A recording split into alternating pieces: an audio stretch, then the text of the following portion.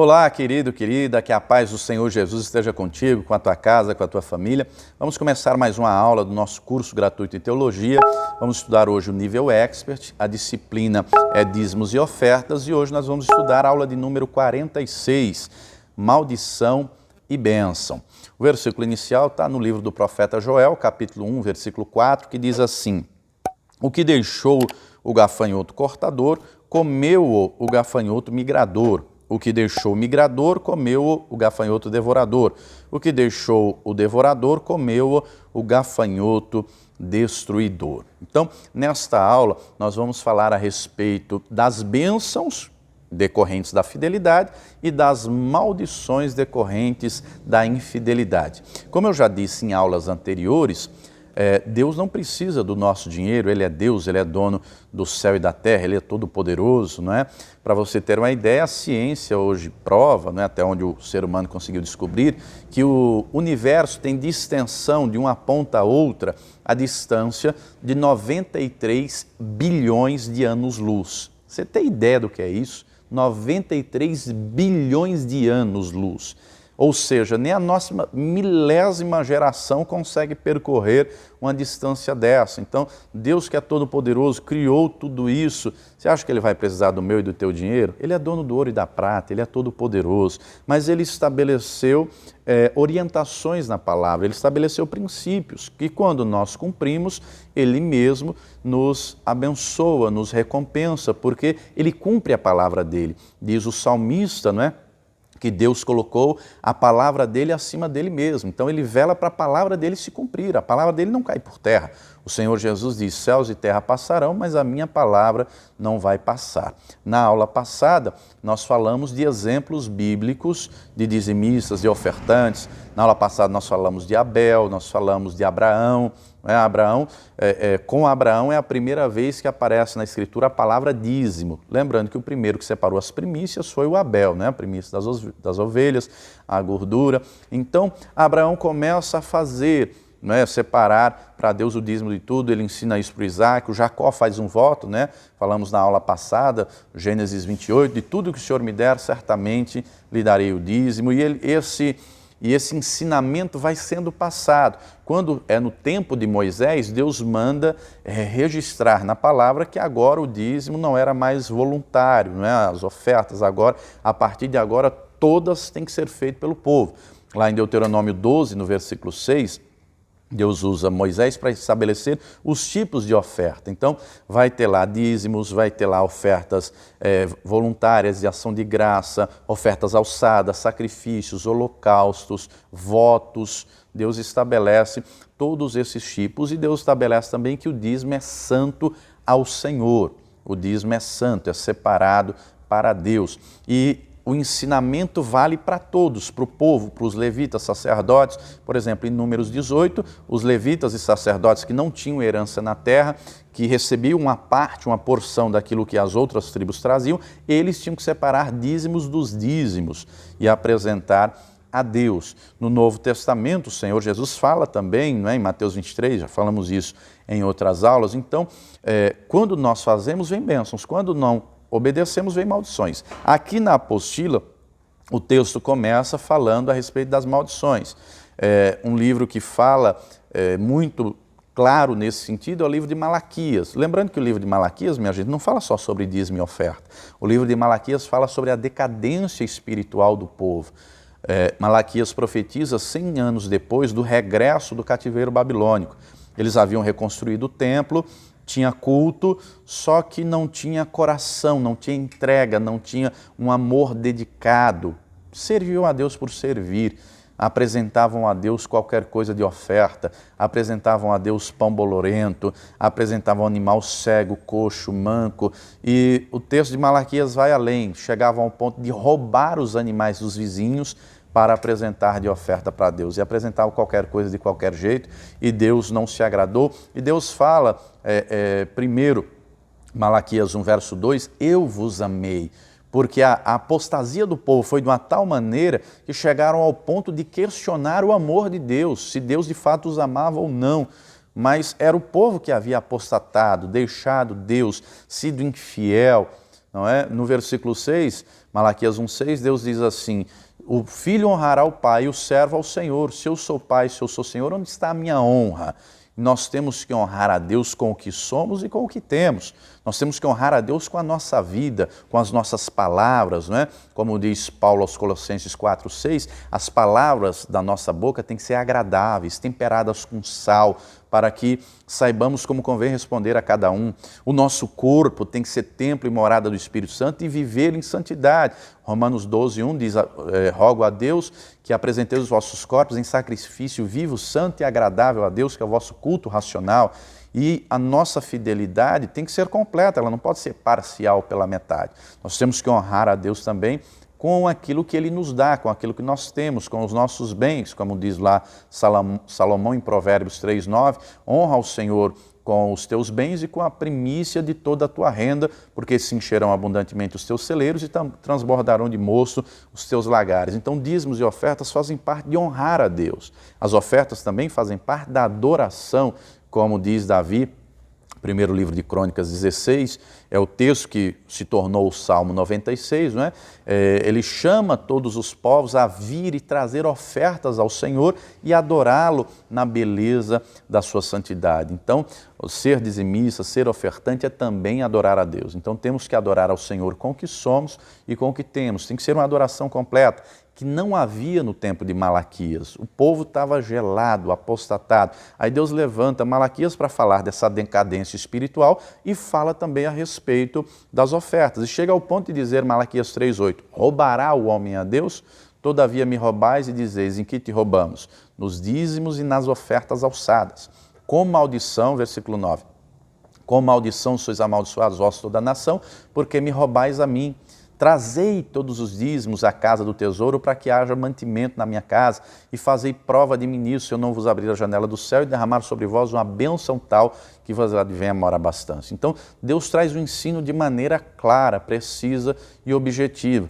Quando nós somos dizimistas, ofertantes, honramos a Ele, Ele também nos honra. Os dízimos e ofertas são para manter a obra de Deus. Compreenda, na Escritura, em lugar nenhum, ensina que a obra de Deus tem que ser mantida por venda de nada, por venda de material, de livro, de curso, disso, daquilo outro. Nada tem que ser vendido, nada, de uma tal maneira que o próprio Senhor Jesus, certa feita, de uma das ocasiões que foi ao templo, fez um chicote e açoitou os vendedores e cambistas que lá vendiam e os expulsou, porque aquilo era um negócio, era um comércio. Conta o Joséfo, o historiador Flávio Joséfo, no livro A História dos Hebreus, que Anás, o sumo sacerdote, comandava a venda no templo. Ele tinha 5 filhos sacerdotes, eles levavam 20% de tudo que era vendido dentro do templo. Jesus expulsa, né? Lembrando que no tempo de Jesus, o Anás era tão corrupto que foi afastado, mas deu um jeito de casar a filha com o Caifás, que era o sumo sacerdote da época do Senhor Jesus, para que o Anás continuasse sendo o comandante do negócio dele, entre aspas, né? E isso se mostra até pelo fato de que quando Jesus foi preso, embora fosse Caifás, o sumo sacerdote, Jesus é levado para a casa de Anás, porque o Caifás era o terço de ferro, quem mandava era o Anás. E Jesus açoita, expulsa os vendedores e cambistas e na segunda vez, minha gente, Jesus expulsa até os compradores. Os compradores. A casa de Deus é casa de oração. Quando nós honramos a Deus com a nossa fidelidade, o próprio Deus nos retribui. O Senhor Jesus diz, dai e ser-vos-á dado. Boa medida, recalcada, sacudida, transbordante.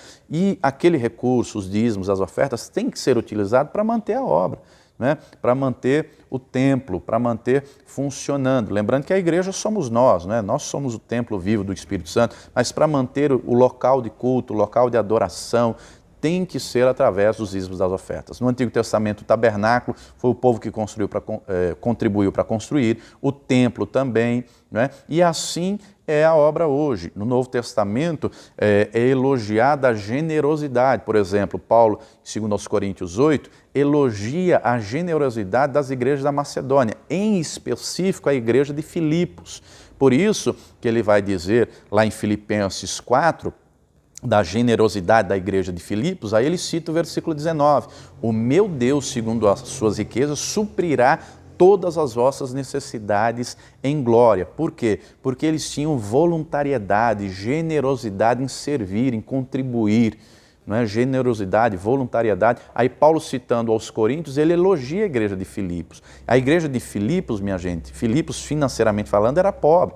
Corinto era uma igreja rica, só que não tinha a mesma voluntariedade em servir, em contribuir, não é? O homem de Deus, a mulher de Deus tem que ser generoso, fiel, honrar ao Senhor. É óbvio que nós sabemos, não somos crianças, né? Sabemos que vivemos o tempo do fim, sabemos que tem muita gente que usa os recursos, os dízimos e as ofertas para fins escusos, ilícitos, mas a Escritura fala sobre isso, né? Não é segredo, Deus é muito claro, amados. Lá em Isaías 56, o texto é claro em dizer de pastores que são cães. Você sabe que na cultura judaica, cão é um animal repugnante, que dá nojo. O cão está para eles como a barata está para nós. Não é? Lá Isaías 56 fala de cães que apacentam a si mesmo. Deus usa Ezequiel para dizer também, não é? E fala, o próprio Deus chega a dizer, eu vos enviarei pastores, né? Eu mesmo vou pastorear o meu rebanho. Deus usa Jeremias para dizer, enviarei pastores que apacentarão o meu povo com sabedoria. E Jesus fala também sobre essa temática no Sermão do Monte, e ele ensina dizendo que nós não devemos dar as coisas santas aos cães. É óbvio que ele não está falando de animal literal, de bicho. Ele está falando de pegar aquilo que é santo, separado a Deus, e o dízimo e a oferta é uma dessas. Está lá em Deuteronômio, Levítico, que o dízimo é santo ao Senhor, a oferta. A gente não pode dar ao cão. Quem é o cão? Que vai usar para fins ilícitos. Não dei as coisas santas aos cães.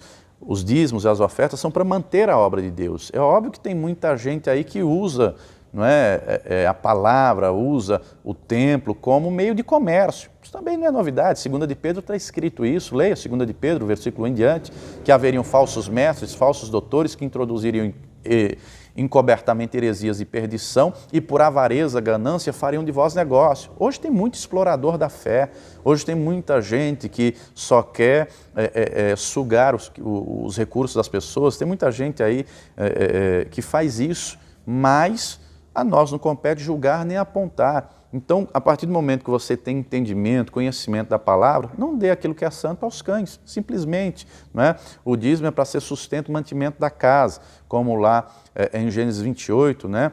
De tudo que o Senhor me der, essa é a casa de Deus, tudo que o Senhor me der, eu te darei o dízimo. Então, o dízimo, a oferta é para manter a obra do Senhor. E lembrando que eu já citei em aulas anteriores, né? A obra de Deus é fazer o nome de Jesus conhecido. Não é? A palavra diz em Malaquias 3,10, trazei para que haja mantimento na minha casa.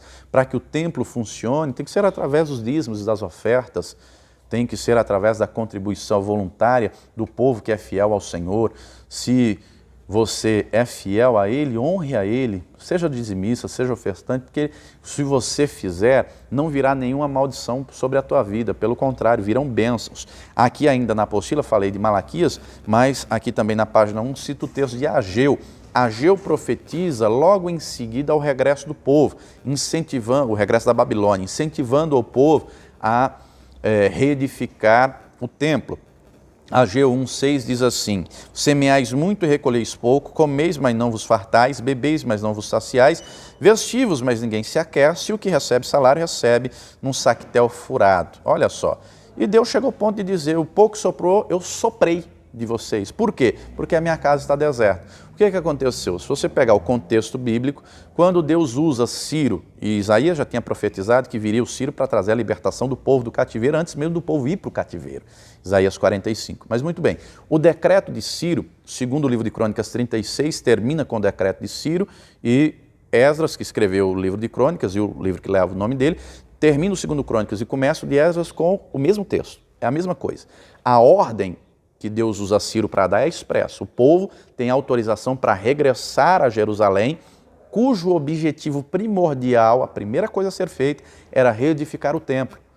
Porque Deus queria ver se de fato ele estava em primeiro lugar no coração do povo. E amados, Deus sabe todas as coisas, Deus sabe de tudo. Ele é onisciente, Ele é presciente, mas Ele ensina, Ele instrui e espera as atitudes da nossa parte. Espera que a nossa ação seja conforme a vontade dEle. Lembrando que Ele não obriga ninguém a nada. não é? Então, no tempo de Ageu, o que o povo fez? Começaram a obra, chegaram em Jerusalém, começaram a reconstrução, mas dali a pouco pararam, porque cada um se preocupou com a sua própria casa. Se você ler o capítulo 1 de Ageu, depois leia, só 2 capítulos, é curtinho. Cada um se preocupou em reconstruir a sua própria casa, e aí Deus usa Ageu para dizer, vocês têm casas estucadas, ou seja, bem rebocada, bem acabada, um acabamento bonito, primeira qualidade, mas a minha casa está em ruínas. Sobe no bosque, pega madeira, junta o povo, trabalha, faz a minha obra, que aí eu vou te abençoar. Aí Deus usa Ageu para dizer que minha prata, meu é ouro, a glória da segunda casa será maior do que a primeira, para despertar o povo, não é, para servir a Deus com coração sincero, voluntário, colocar o serviço como prioridade e não o egoísmo, não é só pensar em si. É óbvio que Deus sabe que cada um precisa, não é, ter a sua casa, ter o seu trabalho, Deus sabe disso. E o Senhor Jesus, falando nesse sentido, em Mateus capítulo 6, no Sermão do Monte, ele diz assim, não estejam preocupados com o que você vai comer, beber, vestir, Deus sabe todas essas coisas. O verso 33 ele diz, buscai primeiro o reino de Deus e a sua justiça e todas as demais coisas vos serão acrescentadas. Quando nós damos prioridade ao reino de Deus, Hebreus 12, 28 diz que nós recebemos um reino que não pode ser abalado, mas quando nós colocamos como prioridade, o próprio Deus nos honra e nos recompensa. Então o povo no tempo de Ageu semeava, plantava, mas não colhia. Era uma ruína danada. No tempo de Ageu, do mesmo jeito. De um tal modo, no tempo de Joel, não é, Deus chega a dizer, envia, não é, o cortador, o migrador, o devorador, o destruidor, que no tempo deles eram insetos, gafanhotos, animais que de fato devoravam a lavoura. Aí Deus usa Joel para profetizar, Joel 2, 25, e restituir-vos-ei os anos que foram consumidos, e aí cita esses 4 animais. Aí Deus diz, o meu grande exército que enviei contra vós. Deus quer que o povo dele seja fiel, porque a fidelidade gera recompensa, a infidelidade gera maldição. Não é? Aqui na apostila tem um exemplo de Ananias e Safira, eu já falei na aula passada, não é? Que deixaram o diabo encher o coração, aquilo que era para ser uma bênção, não é? O Bartolomeu, Barnabé, melhor dizendo, e outros estavam trazendo todos os seus bens. Ananias e Safira vendem uma propriedade, mas deixam o diabo encher o coração e ao invés de entregar o valor inteiro, entregam uma parte. Pedro, cheio do Espírito Santo, diz, por que vocês deixaram Satanás encher o seu coração? Vocês não estão mentindo para mim, estão mentindo para Deus. O Ananias cai e morre na hora. Depois a Safira, de algumas horas, chega, Pedro pergunta, por quanto é que vocês venderam o terreno? Ela, em vez de falar a verdade, ela diz parte do valor, cai e morre também. Então, a fidelidade gera recompensa, a infidelidade gera maldição. Mas muito bem, vamos agora aqui na página 2 da apostila, que fala a respeito das bênçãos, das recompensas, não é? O próprio Deus garante, quando nós trazemos os dízimos, as ofertas, a casa do tesouro, para que a casa dele seja mantida, ele abre as janelas do céu, ele derrama aquela bênção tal. Falando em janela do céu, lá no 2º livro de Reis, do capítulo 7, num tempo em que Samaria viveu uma fome terrível, uma escassez, uma dificuldade tremenda, Deus usa Eliseu para profetizar. Para você ter uma ideia, a crise era tão grave que eles estavam comendo cabeça de jumento a 80 peças de prata, uma caneca de esterco de pombo a 5 peças de prata, um negócio absurdo. A situação era tão grave que o capítulo 6 de 2 Reis narra que 2 mulheres entraram em acordo para comer o filho de uma num dia, matar e cozinhar e comer o próprio filho, e no outro dia comer o da outra. E no outro dia a outra escondeu o filho, a que comeu o seu foi lá reclamar ao rei. Olha que situação deplorável. E Deus levanta Eliseu para dizer que no dia seguinte teria trigo e cevada com abundância na porta de Samaria. Aí o capitão do rei diz, nem se Deus abrisse as janelas do céu, isso aconteceria. Então ele duvidou, ele não creu. Deus usa Eliseu para dizer, você vai ver com os teus olhos, mas não vai comer. Se você continuar a leitura lá de 2 Reis 7, você vai ver que isso de fato aconteceu. Não é? Houve abundância, mas o capitão do rei morreu pisoteado pela multidão ensandecida pela comida. Mas voltando aqui, quando nós somos fiéis, Deus tem prazer em recompensar, em abençoar. Deus trabalha com recompensa, não é?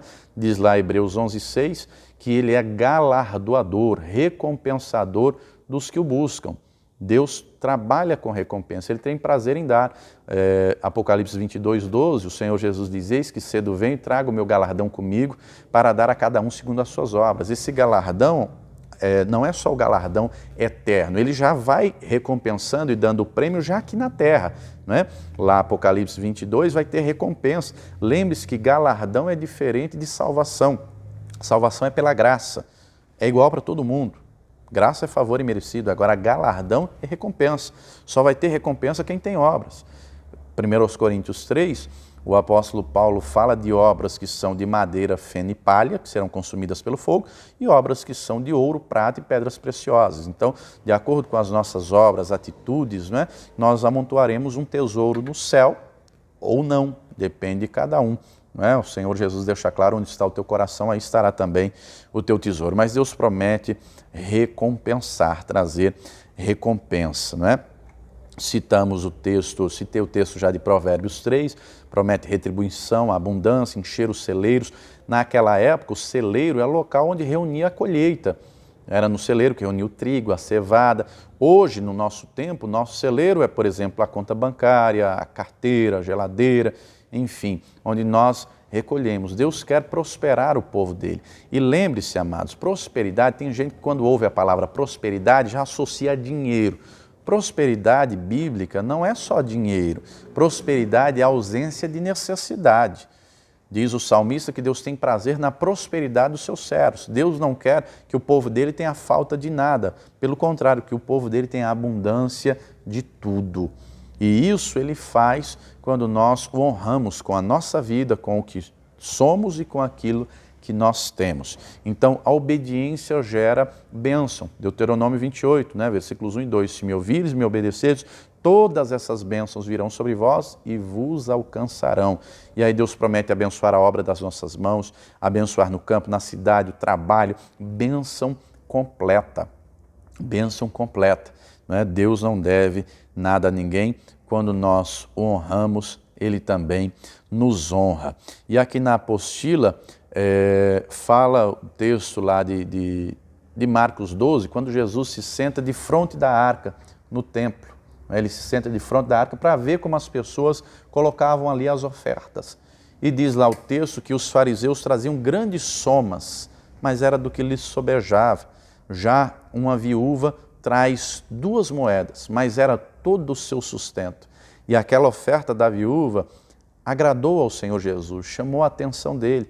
Jesus disse para os discípulos: vocês estão vendo esta viúva? Ela deu todo o seu sustento. Os fariseus davam do que sobejava. Como eu já disse em outras oportunidades, o dízimo é 10%, tem piso e teto, é igual para todo mundo, independente de quanto seja o seu salário, do que você recebe, do que vem das suas mãos, separe 10%, tem que ser a primeira parte, a primeira e não a última, primícia. Agora, é igual para todo mundo, piso e teto, 10%, primeira parte, não pode ser a do meio, não pode ser a do fim, tem que ser a primeira.